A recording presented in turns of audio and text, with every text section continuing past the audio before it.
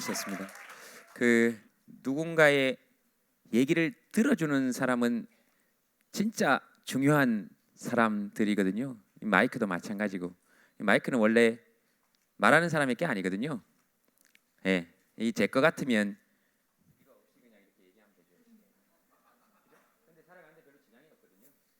근데 마이크가 생겨난 이유는 사람들 귀에 들리라고 생겨난 거거든요, 이게. 그래서 원래 주인은, 이 마이크의 원래 주인은 사람들이거든요. 그래서 지금 박수는 저한테 치시는 게 아니고, 그래도 뭐라도 한번 들어보겠다고, 또 들어주겠다고 여기 앉아서 이 무대가 가능케 한 여러분들한테 치는 것이 옳고 타당하다. 그러니 옆 사람들에게 치시기 바랍니다. 네.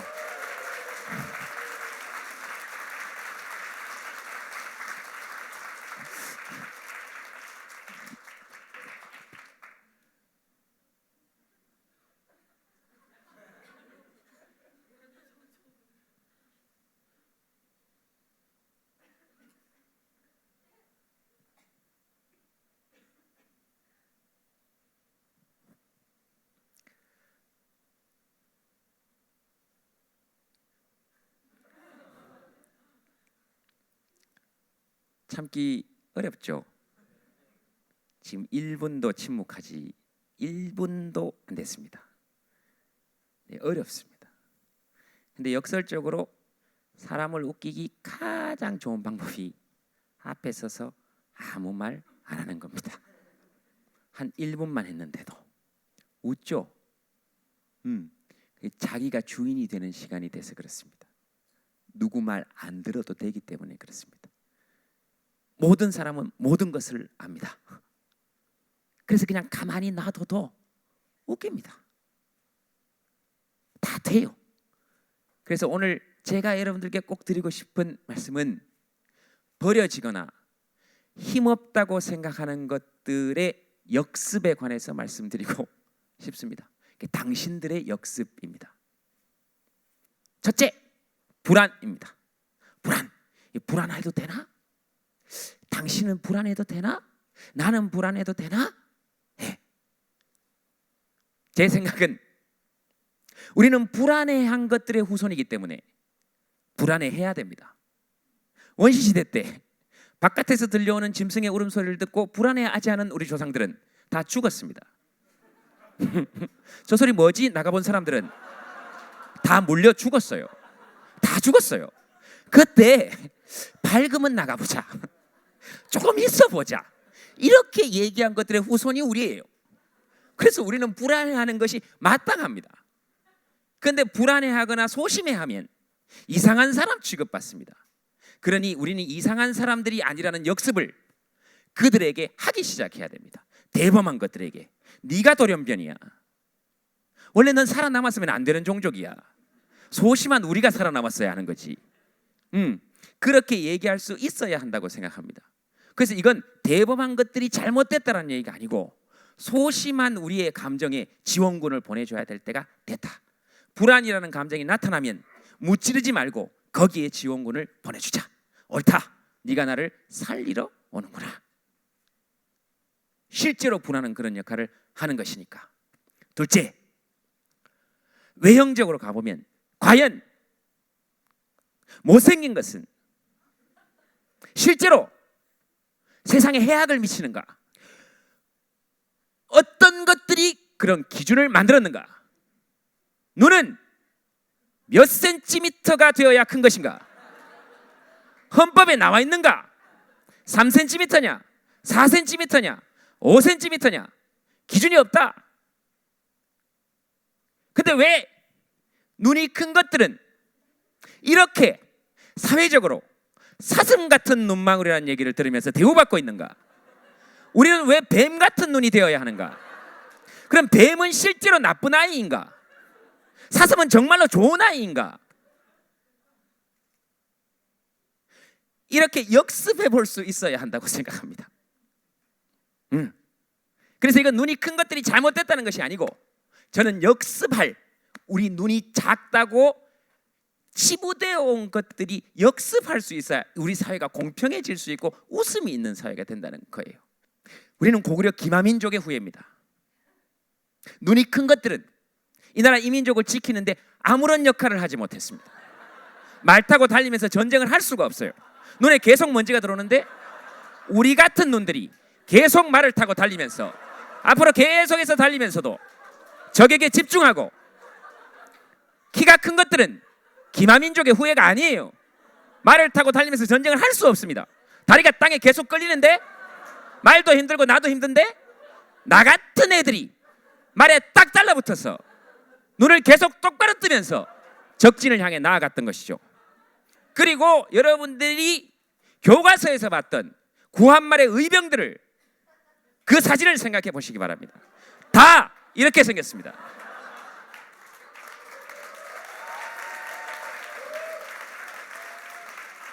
그래서 눈 크고 키 큰 것들의 시대를 끝내야 된다. 그것들을 이 지구상에서 절멸시키자는 것이 아니고 그들과 함께 어깨를 나란히 할 수 있어야 된다. 세상에 소용없고 쓸모없는 것은 아무것도 없다. 심지어 잘생긴 것과 못생긴 것의 차이를 없다 하더라도 막 100번 양보해서라도 내가 못생겼다면 잘생긴 것들의 존재의 기반은 우리다. 내가 없으면 그들도 없다.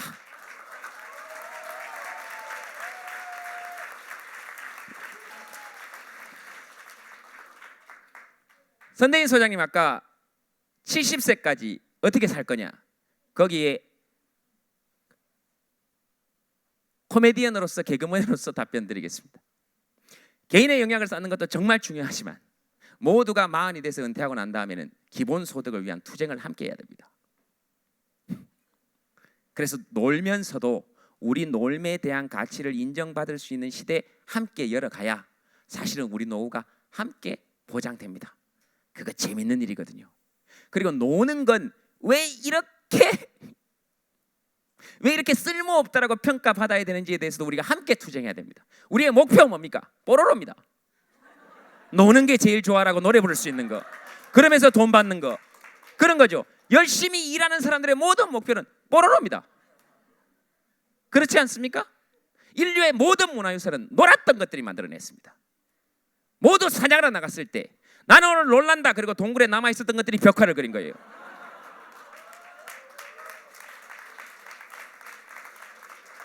조금 더 놀아야 됩니다. 4차 산업혁명에 대비하는 거창한 얘기들 잘 모르겠지만 놀아야 됩니다. 로봇이 못하는 게 뭔데요? 노는 겁니다. 노는 겁니다. 그런 노는 것의 가치를 인정받는 것이 4차 산업혁명에 대비하는 겁니다. 안철수 후보가 하는 4차 산업혁명에 대한 대비를 한마디도 알아들을 수가 없어요. 우리말로 해야 될 거 아닙니까? 대선 후보들 말 잘 알아듣겠습니까? 못 알아듣겠습니다. 당신의 말을 안 해서 그렇습니다. 문재인 후보 하는 얘기 잘 알아듣겠습니까? 못 알아듣겠습니다. 자기들 얘기를 하는 거기 때문에 그렇습니다. 지금 모든 대선 후보들이 어떻게 하고 있느냐 하면 의사들 같이 얘기하고 있는 거예요. 의사들께 좀 미안합니다. 병원에 가면 이렇게 얘기합니다. 엑스레이 딱 걸어놓고 보시면 아시겠지만, 그럼 속으로 어떤 생각이 듭니까? 모르겠다 이런 생각이 들죠. 모른다. 우리 얘기를 안 해서 그렇습니다. 못 알아듣겠죠. 못 알아듣습니다. 알아들을 방법이 없죠. 그래서 모든 메시지는 버려졌다고 생각하는 것들에서부터 진짜 우리의 행복, 웃음이 온다고 저는 생각합니다. 그러니까 우리 얘기를 해야 됩니다. 우리가 알아들을 수 있는 얘기, 그러니까 당신의 이야기를 해야 됩니다. 지금 선거가 그렇지 않습니까? 원래 광장에서 우리의 언어로 얘기했던 것이 다시 저들의 언어로 바뀌고 있습니다. 돌려놔야 됩니다. 닥쳐라! 닥쳐라! 이렇게 얘기할 수 있어야 됩니다. 이 정치 얘기가 아닙니다. 코미디의 얘기입니다. 그래서 우리말을 할 수 있어야 된다. 네. 그래서 지금 코미디의 시대죠. 여러분, 이 코미디언으로서 절망적인 것은 이제 정치인들보다 웃길 자신이 없다는 겁니다. 이 절망적인 시대입니다. 어떻게 더 웃길 수 있냐 이 말입니다. 이제 강력한 라이벌인 최순실 씨도 등장했습니다. 최순실 씨가 민주주의를 외칠 때 내 라이벌은 저 사람이다 이렇게 생각했습니다. 조금 그거보다 더 웃길 가능성이 없지 않습니까? 근데 그분도 자세히 보면 양심은 있는 거예요. 큰 소리로 끝까지 외치지 못합니다. 그래서 무의식적으로 내 얘기가 이게 앞뒤가 안 맞는구나. 그래서 제가 다른 사람 성대모사를 한 개도 못 하는데 그분 성대모사는 할 수 있습니다. 입이 조금씩 오므라듭니다. 이것은 민주주의가 아닙니다. 이렇게 얘기합니다. 자기도 모르게 이렇게 다물어지는 거예요. 그래서 그건 그들의 말입니다. 우리 말이 아니에요. 우리 말은 어떤 거냐? 이겁니다. 연병하네 이겁니다. 그건 공감도 되고 웃기기도 하죠. 그리고 우리 생활의 달인은 바로 그런 분들입니다. 진짜 집중받아야 되는 분들. 자기 일을 끝까지 포기하지 않으면서 자기의 역할을 다 해내면서 우리말로 연병하네 어떤 정치인의 연설보다 훨씬 더 우리에게 쾌감을 주지 않습니까? 딱 우리말이죠. 근데 전문가라는 사람들은 이렇게 얘기합니다. 연병은 전염병의 일종으로서 그런 말을 쓰는 것은 옳지 않다. 이따위 얘기들을 지금 하고 있습니다. 그냥 그럴 때는 연병 한 해가 가장 좋은 사자성어인 겁니다. 그냥 그렇지 않습니까? 연병 한 해는 뒤에 한글 어미가 한글이 포함되어 있기 때문에 사자성어가 아니다. 이따위 얘기는 좀 집어치워두고 연병 한 해 이 쓸어 담다가 좀 있으면 최순실 씨까지 쓸어 담을 기세로 가지 않습니까? 저는 LG에서 새로운 전기 청소기가 나오면 이름이 연병 한 해면 좋겠습니다. 연병 한 해 이렇게 그런 사람들한테 좀 집중해 줬으면 좋겠다. 그래서 버려진 학력들, 초졸, 중졸, 고졸 이런 사람들에게 정말로 우리가 고마워해야 될 때가 됐다. 이 사람들 출신 중에 나라 망친 비율은 거의 없습니다. 여러분 초졸이 나라 망친 경우 봤습니까? 중졸이 나라 망친 거 잘 봤어요? 지금 나라 망친 사람들은 거의 하늘에서 내려왔습니다. 학력이 하늘이에요. 스카이입니다. 싹 다 거의. 그래서 애가 좋은 대학에 합격했다 그러면 겁내셔야 됩니다. 내 아이가 나라 망칠 가능성이 있구나 이렇게 생각하셔야 됩니다.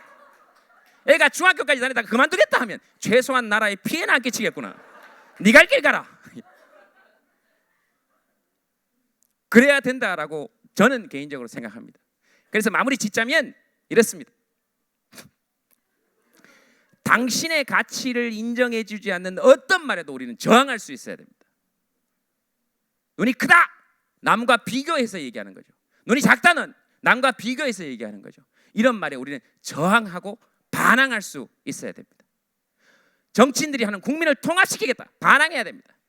니들이 뭔데 우리를 통합시키겠다만 얘기하죠. 우리는 이 지구상에 이때까지 이렇게 통합된 적이 없습니다. 우리 대한민국 역사 이래로 91%가 탄핵에 찬성했습니다. 이렇게 통합되어 있는데 자기들이 뭔데 자꾸 선이 찾다가 우리 인생 다 갔습니다. 이렇게 반항하고 저항할 수 있어야 저는 그게 진짜 웃음이고 우리에게 힘이 있는 것이다 라고 생각합니다. 그래서 이번 선거는 부통령 선거다. 대통령들은 이미 확정되어 있습니다. 여러분들이 손발 오그라드는 얘기 같죠? 그렇지 않습니다. 대한민국 헌법 전문에 그렇게 되어 있습니다. 유구한 역사와 전통에 빛나는 우리 대한국민은 대한민국은이 아니고 대한국민은 이렇게 한 명씩 찍어놨습니다. 당신 이렇게 찍어놨습니다. 3.1운동으로 건립된 대한민국 임시정부의 법통을 계승하고 불의에 항거한 4.19 민주 이념을 계승하여 조국의 민주개혁과 평화적 통일의 사명에 입각하여 정의 인도와 동포로서 민족의 단계를 더욱 공고히 하고 모든 사회적 폐습과 불의를 타파하며 자유와 조화를 바탕으로 자유민주적 기본 질서에 입각하여 정치, 경제, 사회, 문화 모든 영역에 있어서 각인 그러니까 당신의 기회를 균등히 하고 능력을 최고도로 당신의 능력을 최고도로 발휘하게 하고 자유와 권리에 따르는 책임과 의무를 완수하게 하여 안으로는 당신, 그러니까 국민의 생활에 균등한 향상을 기하고 밖으로는 항구적인 세계 평화와 인류 공영에 이바지함으로써 누구를 위해? 우리와 당신과 누구를 위해? 우리 자손의 안정과 자유와 행복을 영원히 확보할 것을 다짐한다. 그리고 우리 헌법에 제일 많이 나오는 구절이 뭔지 아십니까? 모든 국민은 누구든지입니다. 각 개인 누구든지, 모든 국민은, 헌법 10조, 모든 국민은 인간으로서의 존엄과 가치를 가지고 개인은 불가침의 기본적 인권과 자유를 가지며 국가는 이를 확인하고 보장할 의무를 진다. 이렇게 되어 있습니다. 개인 누구든지, 그러니까 우리가 우리 개인의 가치를 인정받아야 할 때라고 생각합니다. 이게 직장 생활의 행복하고 뭔 상관이 있냐? 있습니다. 창업자 사진만 걸지 말고 여기 지금 실제로 회사에 다니는 사람들 사진도 복도에 좀 걸어놓자. 제발 좀 걸어놓지. 그 사람들 어록만 걸어놓지 말고 여러분들 어록도 좀 함께 걸어놓자. 당신에게 잘하는 것이 가장 중요하다. 그래서 오늘 제목은 당신입니다. 그리고 편집하는 당신에게 말씀드립니다. 내 알 바 아닙니다. 감사합니다.